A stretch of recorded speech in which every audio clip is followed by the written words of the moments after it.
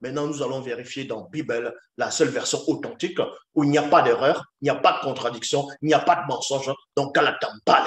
On va dans le livre de l'histoire oubliée du peuple originel, chapitre 5, au verset 47 à 49. Il est dit ceci.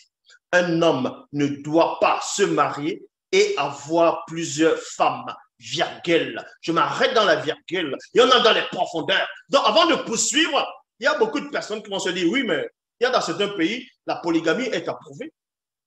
Que la polygamie est approuvée. Donc, si quelqu'un se marie, si quelqu'un a une, deux, trois, quatre, cinq femmes, si quelqu'un se marie légalement, on va dire comme ça, selon la loi d'un certain pays, se marie légalement avec cinq femmes, mais qu'est-ce qui l'empêche de faire de la partouze avec ces cinq femmes?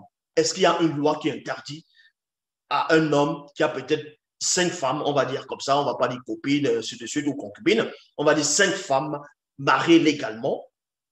Si cet homme se met à partouzer, et cette femme a fait la partouze, il couche avec ces cinq femmes en même temps, le même moment, est-ce qu'il y a une loi qui interdit de le faire?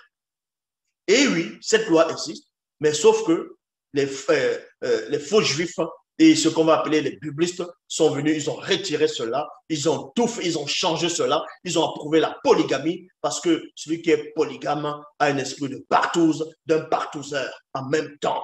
Donc, dans le livre de l'histoire oubliée du peuple originel, chapitre 5, au verset 47 à 49, il est dit, un homme ne doit point se marier et avoir plusieurs femmes. C'est-à-dire, un homme ne doit point se marier. Non, un homme ne doit point se marier et avoir plusieurs femmes. Donc, ça veut dire qu'un homme ne doit pas se marier pour avoir plusieurs femmes. Ici, il y a virgule. Car la polygamie est une abomination. Il y a point ici. Une femme ne doit point entretenir des relations sexuelles avec plusieurs hommes en même temps ou séparément. Donc, vous voyez ici. Donc, premièrement, dans la seule version authentique originelle, on vous apprend que la partouze donc, est interdite. La partouze, c'est une abomination. La partouze, ce sont des appétits sexuels démesurés, inspirés par les démons satyres, donc connus sous le nom de Madame Boutima Moutima Obé.